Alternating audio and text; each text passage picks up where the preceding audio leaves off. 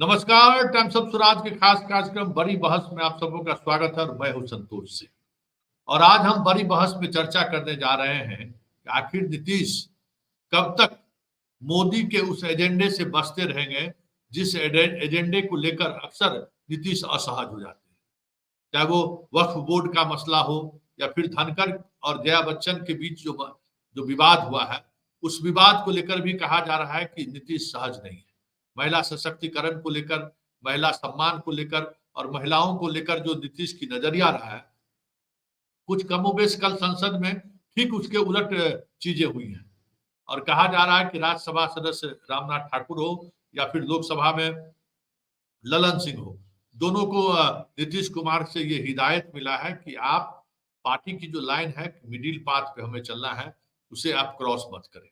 साथ ही उन्होंने जेपी नड्डा से भी नाराजगी व्यक्त की है कि आप कौन सा विधेयक ला रहे हैं, उस विधेयक का मतलब क्या है। वो तमाम गठबंधन सहयोगियों को इस लाने से पहले एक बार चर्चा होनी चाहिए, क्योंकि हमने वक्फ बोर्ड के आपके विधेयक को लेकर पक्ष में मैंने निर्णय लिया, और जबकि ये हमारे लिए बहुत ही सहज निर्णय नहीं था, बहुत ही असहज करने वाली स्थिति थी। फिर भी हमने लिया और अचानक आप यू टर्न ले लिए संसद भवन में जब पेश हुआ और उसका संसदीय कमेटी को आपने भेज दिया। ये इस वजह से हमारी जो पार्टी लाइन है, हम जिस लाइन पे राजनीति बिहार में करते हैं, उसको थोड़ा चोट पहुंचा है। ये सारी चीजें सामने आई हैं। ऐसे में ये सवाल उठना लाजमी है कि कब तक नीतीश खैर मनाते रह पाएंगे मोदी के उस आक्रामक शैली से। चलिए अब सीधे चलते हैं। अभिषेक जी जुड़ रहे हैं दिल्ली से, उन्हीं से जानना चाहते हैं कि लुटियन जोन में जो खेल हो रहा है, उस खेल में कितने दिनों तक नीतीश साथ बने रह सकते हैं। अभिषेक जी आइए, आपका स्वागत है। जी नमस्कार। नमस्कार अभिषेक जी, आपने चीजों को सुना होगा कि किस तरीके से नीतीश कब तक, क्योंकि पहले ही सत्र में जिस असहजता के साथ नीतीश को वक्फ बोर्ड का मसला हो या फिर धनखड़ वाले मसले पर जिस तरीके से जया बच्चन को लेकर स्थिति उत्पन्न हुई, नीतीश के लाइन के ठीक विपरीत ये सारी चीजें हुई है।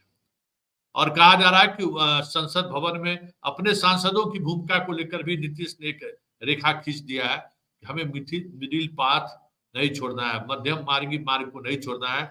बीजेपी के किसी भी ऐसे एजेंडे पर एग्रेसिव भूमिका में नहीं दिखनी है जो एजेंडा हमारे पार्टी लाइन के अनुकूल नहीं हो।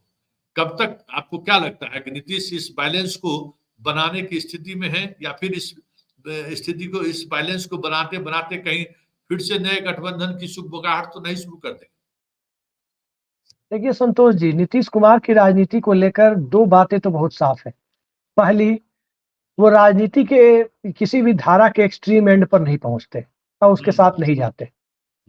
लेकिन ये भी सत्य है कि जब भारतीय जनता पार्टी बहुमत में रहते हुए तमाम तरह से उटपटांग निर्णय कर रही थी, जैसे धारा 370 के सेक्शन बी को एबॉलिश करने को लेकर, एबॉलिश नहीं मतलब नल एंड वाइड, एबॉलिश तो कर ही नहीं सकती थी वो, उसे निष्प्रभावी तत्काल उस पर अमल नहीं किया जाएगा।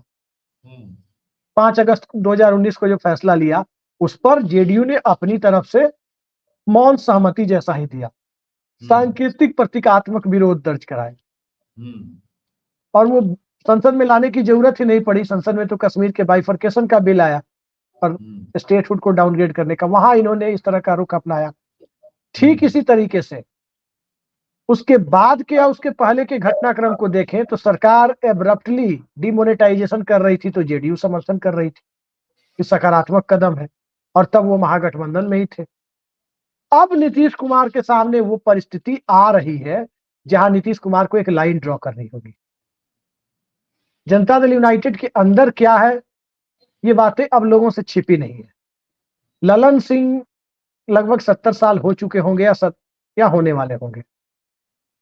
उनको लग रहा था कि एक बार राजनीति में रहकर केंद्र में मंत्री नहीं बने तो क्या बने, वो मंत्री बन गए। अब जितने दिनों तक वो मंत्री रहे, उनका और जीतन राम मांझी का गोल सेट हो गया। जदयू संसदीय दल की स्थिति यह है कि जदयू संसदीय दल में ज्यादातर लोग ललन सिंह के साथ नहीं है। कोई भी व्यक्ति ललन सिंह के साथ, संसदीय दल में ज्यादातर लोग नहीं है। और ललन सिंह जो बोल रहे हैं, उनके बोलने का बहुत ज्यादा महत्व इसलिए भी नहीं है कि ललन सिंह की राजनीति को आप देखें तो जैसे नीतीश कुमार एक्सट्रीम एंड की राजनीति नहीं करते हैं, ललन सिंह काफी मामले में एक्सट्रीम लेवल तक की राजनीति करते हैं।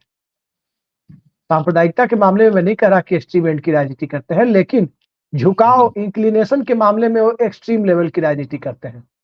अब राजद के साथ जब जदयू थी तो ललन सिंह पर आरोप लगता था कि वो झुक गए हैं राजद के पक्ष में, कई लोग दूसरी बातें भी चलाते थे। और भाजपा के साथ है तो चल रहा है कि नहीं ये तो भाजपा की गोद में जाकर बैठ गए हैं। ललन सिंह के बारे में आप कह रहे हैं, नीतीश के बारे जी में जी नहीं? नहीं, ललन सिंह के बारे में कह रहे हैं। और नीतीश कुमार की पूरी पार्टी आप देखें तो पूरी पार्टी में एक चीज आपको देखने को तो साफ दिखाई दे रही है कि जनता दल यूनाइटेड में मोटे तौर पर जो लॉबी है उसमें एक भूमिहार लॉबी है जो ताकतवर मानी जाती है। जैसे राष्ट्रीय जनता दल में एक राजपूत लॉबी होती है ताकतवर, वैसे ही इसमें एक भूमिहार लॉबी है जो ताकतवर मानी जाती है। और भूमिहार लॉबी का मोटे तौर पर झुकाव फिलहाल भारतीय जनता पार्टी के साथ है। ये करीब करीब कहने की चीज नहीं है। आप देखिए विजय चौधरी के रुझान को देखें, आप ललन सिंह के रुझान को देखें, ये साफ दिखता है कि भारतीय जनता पार्टी के साथ है। ठीक इसी तरीके से जो दूसरे अपर कास्ट के लोगों की जो जनता दल यूनाइटेड में जो मतलब उनकी भूमिका है वो नीतीश कुमार के रुख के साथ चलने वाले हैं, लेकिन उसमें ज्यादातर लोग भारतीय जनता पार्टी के साथ संबंधों के हिमायती नहीं है। मैं संजय झा को अपवाद रखता हूं इस मामले में कि ललन सिंह, संजय झा, विजय चौधरी, अशोक चौधरी एक अलग खेमा। और इसमें ललन सिंह को छोड़ दें और वो विजय चौधरी और इनको क्या नाम है ललन सिंह, इनको छोड़ दे तो बाकी दोनों विधान परिषद राज्यसभा वाले। मोटे तौर पर जनता दल यूनाइटेड का जो विधायक दल है उस विधायक दल पर नीतीश कुमार की पकड़ है। दो चार लोग इधर उधर होंगे, उनको छोड़ दे तो विधायक दल पर उनकी पकड़ है और फैसले विधायक दल में होने हैं। संसदीय दल पर उनकी पकड़ है, फैसले संसदीय दल में होने हैं। तो जो मुद्दा वक्फ बोर्ड को लेकर आया, कल आपने देखा होगा कि कल बिहार सरकार ने एक आदेश निकाला कि तमाम डीएम को आदेश दिया गया कि धार्मिक न्यास परिषद पटना को सभी मंदिर मठ के रजिस्ट्रेशन और जमीन चल अचल संपत्ति का ब्यौरा कराए। तो कहने का मतलब यह है कि ललन सिंह के बयान से, संसद में दिए गए बयान से जो डैमेज होता हुआ दिख रहा है उसको काउंटर बैलेंस करने के लिए नीतीश कुमार इधर कर रहे हैं। और स्वाभाविक है, जमीन सिर्फ वक्फ बोर्ड के पास नहीं है। जितने मंदिर मठ हैं, किस जिले में मंदिर मठ नहीं है? एक मठ के पास कई जगह तो सैकड़ों एकड़ जमीन पड़ी हुई है। तो जब जांच होनी चाहिए, जब वक्फ बोर्ड की संपत्ति को लेकर नियम बने तो सिर्फ वक्फ बोर्ड के लिए नियम बनेगा क्या? वो मंदिर मस्जिद के लिए नहीं बनेगा। और दूसरी चीज जो नीतीश कुमार को संभवतः सबसे नागवार गुजर रही है, मैं संभवतः वर्ड का इस्तेमाल इसलिए कर रहा हूं क्योंकि आप देखिए पिछले कुछ दिनों से विधानसभा सत्र के बाद से वो बोल नहीं रहे, ना तो बोल रहे हैं ना कोई भूजा पार्टी का व्यक्ति उनके आसपास दिख रहा है। भूजा पार्टी मतलब भारतीय जनता पार्टी के साथ संबंधों के हिमायती लोग, ये दोनों उनके। जी आप देखिए, आपने विधानसभा सत्र के बाद एक दिन भी या 12 जुलाई के बाद एक दिन भी आपने नीतीश कुमार के साथ विजय चौधरी, अशोक चौधरी या संजय झा, इन तीनों में से किसी को देखा है? सत्र में तो स्वाभाविक है कि संसद विधानसभा के अंदर लोग साथ बैठते हैं, लेकिन अब 2 साल 3 साल 4 साल के घटनाक्रम पर आप नजर डालें तो नीतीश कुमार जब बाहर निकलते हैं 2 मिनट की बाइट भी मीडिया को देते हैं तो क्या उनके साथ कौन लोग रहते थे? इन तीनों में से कोई ना कोई एक जरूर रहते थे। और नीतीश कुमार अभी 30-40 सेकंड बोले नहीं कि हो गया अब रहने दीजिए। इस तरह से लोग छापे रहते थे नीतीश कुमार को। ऐसा लगता था कि नीतीश कुमार इनकी प्राइवेट प्रॉपर्टी हो गए। अब 2 बार से हम देख रहे हैं आपको कि ये चाहे नवादा का कार्यक्रम हो जो अडानी ग्रुप के प्लांट वाला, चाहे आपको इसका ककोलत वाला मामला हो, जलप्रपात के उद्घाटन वाला, वो वहां जो यात्री सुविधाओं का विस्तार हुआ, के दौरान लोग नहीं थे। कल पटना में गंगा नदी के जलस्तर को देखने के लिए वो निकले हैं तो नहीं थे, कोई नहीं थे। आखिरी बार नहीं थे, जल संसाधन मंत्री भी नहीं थे। तो सवाल यही है कि कारण क्या है कि नीतीश कुमार ने इन लोगों से दूरी बनाई है भूजा पार्टी से। नंबर 1 बात यह है। नंबर 2, वो बातचीत करना बंद कर दिए हैं। नंबर 3, वो नहीं बोल रहे तो तेजस्वी यादव भी नहीं बोल रहे हैं। सुनने में आ रहा है 17 अगस्त से यात्रा है। राजद के लोग पूछते हैं कि हमारे जिले में यात्रा है, तैयारी के लिए तो कोई निर्देश आ नहीं रहा है। ऐसे भी राजद के अलग अलग जिले। अब सावन के बाद यात्रा होगी, अगस्त के बाद। अब बताइए, अभी आप सूचना दे रहे हैं कि इसके बाद यात्रा होगी। और इस बीच में तेजस्वी यादव और लालू यादव के कथित तौर पर करीबी माने जाने वाले अमित का त्याल, उनकी 113 करोड़ की प्रॉपर्टी ईडी जब्त कर रही है। ये जब ईडी की दबिश कब बढ़ती है लालू परिवार पर, जब लालू परिवार के लोग नीतीश कुमार के करीब होना शुरू, मैं नहीं जानता करीब हो रहे हैं नहीं हो रहे हैं, लेकिन करीब होना शुरू करते हैं। भोला यादव को देखिए जी, भोला यादव को देखिए, कब हुई थी गिरफ्तारी भोला यादव की?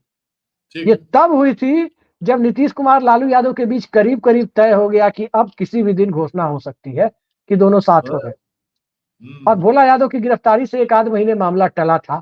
और भोला यादव की गिरफ्तारी तब हुई थी जब विश्वेश्वरैया भवन में आग लग गई थी और लगा कि अच्छा, जेडीयू कोटे का जो ग्रामीण कार्य विभाग है, अभी भी आप देखिए उसके पुल टूट रहे हैं, ज्यादातर मंत्री जेडीयू से ही रहे हैं, उसकी कथित तौर पर फाइलें जलाने की कोई कंस्पिरेसी थ्योरी तो इसके पीछे नहीं थी। लोग ये भी चर्चा करते हैं कि विश्वेश्वरैया भवन में आग लग गया, कुछ नहीं बचा, और उसके बाद ये कार्रवाई हुई। अब फिर कार्रवाई शुरू हो गई है ईडी की, उधर मनीष सिसोदिया को छोड़ा गया, इधर कार्रवाई शुरू हो गई। अब इन सारी परिस्थितियों को आप देखें एक जगह जोड़कर, क्योंकि हम पत्रकारों का काम यही होता है कि कड़ियों को जोड़ें। आमतौर पर नेता जो प्रेस कॉन्फ्रेंस में जो बातें कहते हैं, पत्रकारिता वो नहीं होती है। वो एक संवाददाता का काम है कि जाकर के उसकी रिपोर्टिंग करके ले आया कि प्रेस कॉन्फ्रेंस में अमुक पार्टी के अमुक नेता ने क्या कहा। असली खबर तो बिहाइंड द कर्टन होती है कि वहां क्या चल रहा है। तो बिहाइंड द कर्टन की चीजें कड़ियों को जोड़ करके तय की जाती है। क्या कारण है कि तेजस्वी यादव बीमारी का बहाना है और तेजस्वी यादव सत्र में नहीं है, मुख्य विपक्षी नेता? क्या कारण है कि सुनील सिंह की सदस्यता चली गई और उसके बाद जो आक्रामक रवैया, आप देखिए राहुल गांधी की सदस्यता गई थी तो कांग्रेस कितनी हमलावर थी, याद होगा आपको। महुआ मोइत्रा की सदस्यता गई थी तो क्या माहौल था। और आज सुनील सिंह की सदस्यता चली गई, राष्ट्रीय जनता दल की तरफ से सिर्फ सांकेतिक और प्रतीकात्मक विरोध दर्ज किया गया। आप इन सारी चीजों को देखिए, परिस्थितियों को देखिए कहां जा रही है। तो ये सारी चीजें जब एक दिशा में जा रही हो तो बाकी चीजें कहने का मतलब नहीं बचता है कि कारण क्या है। बताइए, चुनावी साल में बिहार प्रवेश करने जा रहा है और चुनावी साल में प्रशांत किशोर, जिसके पास कोई जनाधार नहीं है, कोई बेस वोट नहीं है, सिवाय एक मीडिया क्रिएशन है और कुछ नहीं है मीडिया क्रिएशन के सिवा, उस आदमी का जलवा है। अगर प्रशांत किशोर की आधी मेहनत भी तेजस्वी यादव और चिराग पासवान करते तो अकेले दम ये लोग सत्ता में आ सकते थे, क्योंकि इन लोगों के पास एक आधार वोट है। तो चुप्पी इनकी बहुत कुछ कहती है। और इनकी चुप्पी ही नहीं, आप भारतीय जनता पार्टी को देखिए। भारतीय जनता पार्टी एक तरह से नीतीश कुमार के चरणों में झुकी हुई है। बिहार में चरणों में झुकी हुई है, दिल्ली में भारतीय जनता पार्टी अपना एजेंडा लागू कर रही है। उसको लग रहा है कि संजय झा कार्यकारी अध्यक्ष हो गए तो ये नीतीश कुमार को पाला नहीं बदलने देंगे। नीतीश कुमार को पाला बदलने से जॉर्ज फर्नांडिस, शरद यादव रोक नहीं पाए। नीतीश कुमार को अपने राजनीतिक फैसले करने से, उनको पाला बदलने से, अपने गठबंधन को बदलने से आरसीपी सिंह रोक नहीं पाए, कोई नहीं रोक पाया। तो संजय झा रोक लेंगे, जिनके हाथ में ना एक विधायक है ना एक सांसद है। क्या ललन सिंह रोक लेंगे? ललन सिंह तो रोकेंगे भी नहीं, क्योंकि ललन सिंह जिधर नीतीश कुमार रहेंगे पूरी मजबूती से उधर जाकर इन मौके पे खड़े हो जाएंगे। उनकी राजनीति यही है कि पार्टी ने फैसला कर लिया तो कर लिया। तो सवाल ये उठता है संतोष जी कि बहुत कुछ बिहाइंड द कर्टेन चल रहा है। संकेतों को पढ़ने की कोशिश की जाए तो समझ में आता है कि क्या चल रहा है। जी सही बात, मतलब ये माना जाए कि कुछ न कुछ खेला हो सकता है। देखिए, महाराष्ट्र के चुनाव तक हमें इंतजार करना चाहिए। इसलिए कह रहे हैं कि पहली चीज की एक तो भादो और पितृपक्ष निकल जाएगा आपको 4-5 अक्टूबर तक, और इन दोनों में बिहार में खेल होता नहीं है। और उसके पहले अब बहुत कम वक्त बचा हुआ है। 2022 में खेल हुआ, 2022 में खेल हुआ। जी जी क्या कह रहे हैं? आज इस संसद सत्र में जिस तरीके से राज्यसभा में धनखड़ जी जो है सो जया बच्चन को लेकर जो संवाद हुआ दोनों के बीच, खबर नीतीश की और सहजता की भी है, लेकिन कब तक आपको जो जैसे महाराष्ट्र चुनाव कर रहे हैं, क्योंकि नीतीश कुमार ने बिहार के बीजेपी को तो जमींदोज कर दिया है, उसको उसकी हैसियत बता दी कि समझिए कि अब रेंगने की स्थिति में भी नहीं है। अब तो नीतीश का नाम तो छोड़ दीजिए, कोई जल्दी अब मीडिया में बाइट देने के लिए तैयार नहीं हो रहा है कि अपना लाइन ले ले भाई, कि कुछ भी ऐसा नहीं बोल दे जो नीतीश बाबू झोरा झपटा लेके चल दे। मतलब इतना खौफ में है कि नीतीश जी पाला ना बदल ले, इस खौफ में जी रही है बीजेपी। ऐसे में खौफ स्वाभाविक है, क्योंकि उन्हें पता है कि अकेले चुनाव लड़े तो फिर कहीं के नहीं रहेंगे।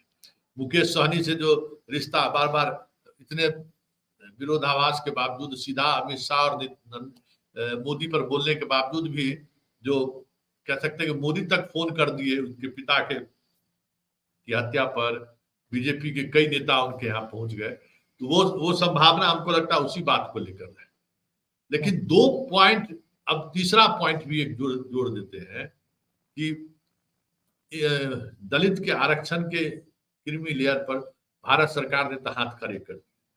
क्या नीतीश हाथ खड़ा करेंगे? कि आज मांझी ने जो है सो चिराग पासवान पर बड़ी जबरदस्त फाइट बैक किया है, जो बोले थे कि संतोष जी, हाँ, इसमें दो मसले हैं। आपसे ये बड़ा टेक्निकल मसला है, इसको समझना होगा।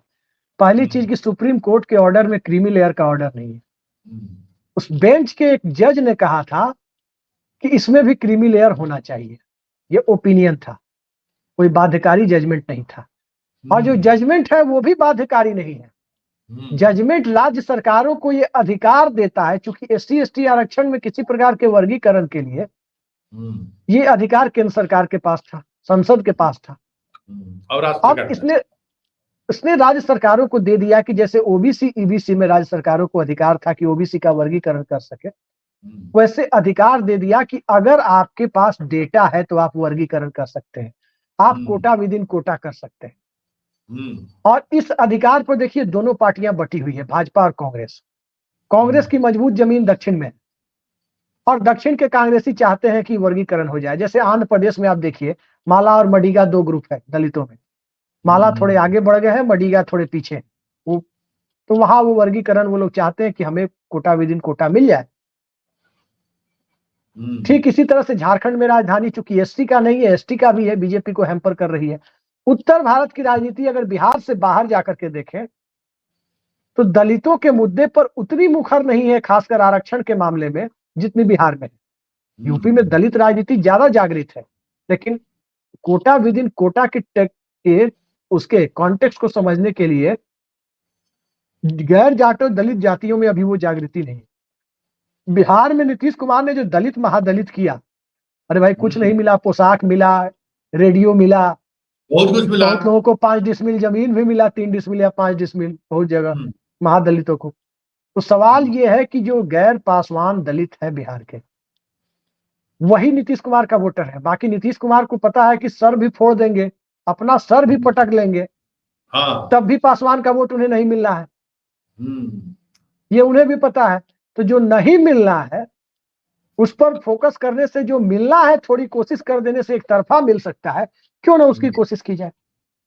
और दूसरी चीज देखिए, ये संजय झा ने बयान दिया है, क्रीमी लेयर पर प्रधानमंत्री के फैसले का स्वागत किया है। भाई क्रीमी लेयर पर पहली चीज ये है, प्रधानमंत्री ने कोई फैसला कहाँ किया है? अब फैसले करने की जरूरत ही कहाँ है क्रीमी लेयर पर? सुप्रीम कोर्ट ने कहा था, ये भाजपा के लोगों का चूंकि गोदी मीडिया पर एक पूरा नियंत्रण है, और ये कहने का प्रधानमंत्री ने कह दिया क्रीमी लेयर नहीं होगा। अरे सुप्रीम कोर्ट ने कह दिया था कि क्रीमी लेयर होगा। हम ओपिनियन को जजमेंट समझ करके अपने पक्ष में जो भुनाने की कोशिश है वो कर रहे हैं। असल मुद्दे पर बोलिए ना, कि आप सीधा सीधा बताइए कि दलितों के भीतर दलित महादलित यानी कोटा विद इन कोटा करेंगे या नहीं करेंगे, ये सुप्रीम कोर्ट ने कहा। उस पर क्यों नहीं बोल रहे हैं? उस पर तो नीतीश कुमार से पूछा जाएगा, वो कहेंगे हम करेंगे। किए ही है। आरक्षण में नहीं किए हैं जो, क्योंकि हाथ बंधे हुए थे, अब हाथ खुल गए हैं जी, तो वो अपना करेंगे। अब भारतीय जनता पार्टी उसमें समर्थन देगी कि नहीं देगी, भाजपा जाने, ये सवाल है। और ये एक ऐसा सवाल है संतोष जी, जिस सवाल के इर्द गिर्द बिहार की राजनीति बहुत आगे तक जानी है। सवाल यह है कि राष्ट्रीय जनता दल क्या चाहती है, ये भी है। राष्ट्रीय जनता दल को एक तरफ चिराग पासवान से दोस्ती निभानी है, इस बात का ध्यान रखिए। लेकिन चिराग पासवान से दोस्ती निभानी है और चिराग पासवान को राजनीतिक तौर पर मजबूत होने देना है। भाई जिसके हाथ में 14% वोट बैंक का मालिक है, वो क्यों चाहेगा कि 17-18% दलित वोट किसी एक तरफ चिराग पासवान में चला जाए? तो ऊपर से तो वो विरोध करेगा कि नहीं नहीं वर्गीकरण नहीं होना चाहिए, लेकिन अंदर खाने वो हो सकता है कि ठीक है चाचा कर रहे हैं तो करने दो, हम प्रतीकात्मक विरोध दर्ज करा देते हैं। चिराग भी खुश, सांप भी मर जाए लाठी न टूटे, हमने थोड़े किया। अब ये भी हो सकता हो कि नीतीश कुमार चुप्पी साधे है, ये वर्गीकरण ये इधर ही करके तक चले एक बात है अभिषेक जी, एक बात है, दो मौका मतलब कास्ट की राजनीति को लेकर दो मौका मोदी के सामने था भी।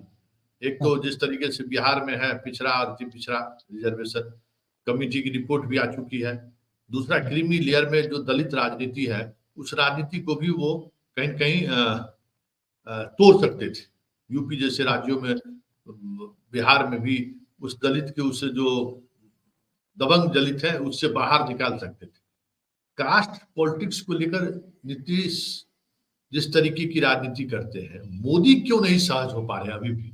जबकि कल जो कुछ भी हुआ, उन्होंने कैबिनेट में जो कुछ भी बात कही, आप वो भी देखिए। और आपको पिछड़ा जाति को विभक्त करने वाला जो कमीशन की रिपोर्ट है उस पर भी उस तरीके की रोहिणी कमेटी करते हैं। जी देखिए संतोष जी, इसमें एक दो चीज समझिए। Bharatiya Janata party identity politics करती है। काफी हद तक नीतीश कुमार ने भी खुलकर आइडेंटिटी पॉलिटिक्स नहीं की, लेकिन एक आइडेंटिटी पॉलिटिक्स तो की। वैल्यू बेस्ड पॉलिटिक्स तो करते नहीं है कोई आजकल। मूल्यों की राजनीति, आइडेंटिटी पॉलिटिक्स कर रहे हैं सब। भारतीय जनता पार्टी चूंकि इसमें मुखर है क्योंकि उसकी पहचान ही आइडेंटिटी पॉलिटिक्स से है। आइडेंटिटी पॉलिटिक्स की एक सीमा होती है, उसका एक बना बनाया फॉर्मूला ये होता है कि सबसे पहले आपका आइडेंटिटी पॉलिटिक्स शुरुआत में बहुत तेज होती है। जिस आइडेंटिटी को आप सामने रखते हैं और जिस मुद्दे को आइडेंटिटी के साथ जोड़ते हैं, शुरुआत में वो अम्ब्रेला लार्जर होता है, छाता बड़ा होता है, फिर छाता छोटा होता चला जाता है। नरेंद्र मोदी आए तो एक लार्जर सेक्शन के नेता थे, फिर नरेंद्र मोदी पर आरोप लगा कि ये तुष्टीकरण पसंद कर, कुल संपूर्ण हिंदुओं के नहीं, तुष्टीकरण को पसंद करने वाले हिंदुओं के नेता हैं। फिर हुआ कि नहीं भाई ये पिछड़ा वर्ग के नेता बनने की कोशिश कर रहे हैं। और अब हिंदी भाषी भारत की राजनीति में कहें तो छत्तीसगढ़ में जाके उन्होंने खुद बयान दे दिया कि हमारी बिरादरी को लोग गुजरात में घांची कहते हैं, मोड़ घांची, और उत्तर भारत में, हिंदी भाषी भारत में कहीं साहू कहते हैं, कहीं तेली कहते हैं। तो उन्होंने खुद को एक दायरे में सीमित कर लिया। अब नीतीश कुमार की राजनीति को भी देखिए, लालू यादव की। लालू यादव को देखिए एक बड़े पॉलिटिकल कैनवास पर 91 से 95 के बीच में लालू यादव इंटायर बैकवर्ड दलित अल्पसंख्यक के नेता अपने आप को क्लेम कर रहे थे। उनकी एक काफी हद तक मास अपील थी भी, हर तबके में उनको वोट मिला भी उसमें। अब धीरे धीरे कैसे टूटन हुई, वो टूटते टूटते यादवों के नेता बन के रहे। नीतीश कुमार को भी देखें यही हुआ। नीतीश कुमार की अपील बहुत बड़ी थी और उस अपील पर बहुत ज्यादा नुकसान होता हुआ दिखाई दिया। अब उस अपील के बाद आप देखिए, शुरुआती पहला 5 साल जो नीतीश कुमार का था, उस 5 साल में कौन उनका मुरीद नहीं था बिहार में? राजद का जो कोर वोटर है उसमें टूट हो रही थी। बहुत जगह यादव मतदाता कह रहे थे नहीं भाई काम तो बिहार में हुआ है, सड़क आ गई, बिजली आ गई, मोटरसाइकिल छिलाना बंद हो गया, सब काम तो हुआ है बिहार, सब लोग कह रहे थे। मैंने खुद देखा है अपने शहर में, मोतिहारी में भाजपा के प्रमोद कुमार चुनाव लड़ते थे, अभी भी लड़ते हैं, जीतते हैं। 2010 के चुनाव में मुसलमानों की बस्तियों में भर भर कर वोट मिलते देखा है। तो पूछा लोगों से क्या है, अरे इनको थोड़े ना दे रहे हैं, हम नीतीश कुमार को दे रहे हैं, कमल छाप को नहीं दे रहे हैं, नीतीश कुमार को दे रहे हैं। काम तो किया है। 280% बहुमत मिला था, 82% मालूम होगा आपको। सही बात। तो वो दायरा छूटता कहाँ गया? वो दायरा धीरे धीरे छूटता गया। अब नीतीश कुमार पर आरोप लग रहा था कि सिर्फ कुर्मियों के नेता है, वहां तक सिमट गया। नरेंद्र मोदी पर ये तेली समाज के नेता है, लालू यादव यादव समाज के नेता है। अब उस कैनवास को ये फिर से बड़ा करना चाहते हैं। दायरा जब एक बार छोटा हो जाता है तो बड़ा होता नहीं है ये। उसके बाद ठीक है कि परिस्थितिवश, जो साहबुद्दीन बोले थे, परिस्थितियों के मुख्यमंत्री। अभी बिहार में नीतीश कुमार इस रैपो को एंजॉय कर रहे हैं कि नीतीश हराओ अभियान बिहार में शुरू नहीं हुआ है। जैसे लालू हराओ अभियान चल गया था, जैसे कांग्रेस हराओ अभियान 2014 में चल गया था, नीतीश नीतीश हराओ हराओ अभियान अभी नहीं चल रहा है। और नीतीश हराओ अभियान तब तक नहीं चलेगा जब तक नीतीश कुमार की व्यक्तिगत छवि दागदार नहीं हुई। ये ध्यान रखिए, अकेले वो चुनाव लड़ेंगे नहीं, किसी न किसी गठबंधन में लड़ेंगे। राष्ट्रीय जनता दल की रीढ़ की हड्डी टूट चुकी है लोकसभा चुनाव में भी, और लगातार टूट रही है। उसे भी पता है कि भाई नीतीश कुमार भाजपा के साथ मिलकर लड़ेंगे तो फिर वो 30-40 पर आ जाएंगे आरजेडी वाले। 5 साल के बाद ही सत्ता उनको मिलेगी, ये बात मोटे तौर पर राजद को खुल के कोई पार्टी नहीं कहती है, पता जरूर हो। भाजपा को भी पता है कि नीतीश कुमार उधर चले गए तो सरकार बन जाएगी उनकी, वो आ जाएंगे, फिर ये भी 75-80 हो जाएंगे, वो भी 75-80 हो जाएंगे। तो अच्छा, इस बार क्या है कि बीजेपी इस स्थिति में नहीं है कि नीतीश कुमार जा रहे हैं तो जाने दो, क्योंकि इस बार दिल्ली में उसकी जरूरत है। चंद्रबाबू नायडू का क्या ठिकाना है, नीतीश का तो गिव एंड टेक का कम से कम है ना, कि वो समर्थन दे भी रहे ले भी रहे। चंद्रबाबू नायडू को तो अकेले 3/4 बहुमत है, 75% सीटें वहां की विधानसभा में टीडीपी ने जीती है, सिर्फ 175 में 134 सीटें जीती है। अब आप सोचिए कितना बड़ा बहुमत है। तो ये स्थिति बीजेपी के सामने जो खड़ी हो रही है, इस परिस्थिति में नीतीश कुमार को अपनी राजनीतिक लाइन ड्रॉ करने के लिए कड़े फैसले लेने होंगे। जी चलिए बहुत बहुत धन्यवाद अभिषेक जी। चलिए बहुत बहुत धन्यवाद। तो अभिषेक जी का कहना हुआ कि कड़े फैसले लेने पड़ेंगे नीतीश कुमार। क्या वाकई में नीतीश उस स्थिति में है? क्या 2010 वाली स्थिति में है कि भोज कैंसिल कर दिए, नरेंद्र मोदी के पार्टी के नेता चुने जाने पर गठबंधन तोड़ दिए, बहुत तरह की चीजें उन्होंने फैसला अपने जीवन में किया। लालू से दोस्ती, लालू से संबंध विच्छेद, बीजेपी से दोस्ती, बीजेपी से संबंध विच्छेद, वो सब कुछ करते रहे। उनके पास अपनी एक ताकत थी और एक मोरल वैल्यू था, और दूसरा कमिटमेंट था कि हम इस इशूज पे कोई समझौता नहीं करेंगे। लेकिन इस बार जब से मोदी के साथ गए हैं, हर दिन कुछ न कुछ ऐसी चीजें हो रही हैं जो नीतीश को असहज कर रहा है। वक्फ बोर्ड, धनकर, और अब SC/ST को आरक्षण। चलिए इससे कार्यक्रम को यही समाप्त करते हैं, फिर किसी नए मुद्दों के साथ हमारी आपकी मुलाकात होगी। फिलहाल हमें इजाजत दीजिए, नमस्कार।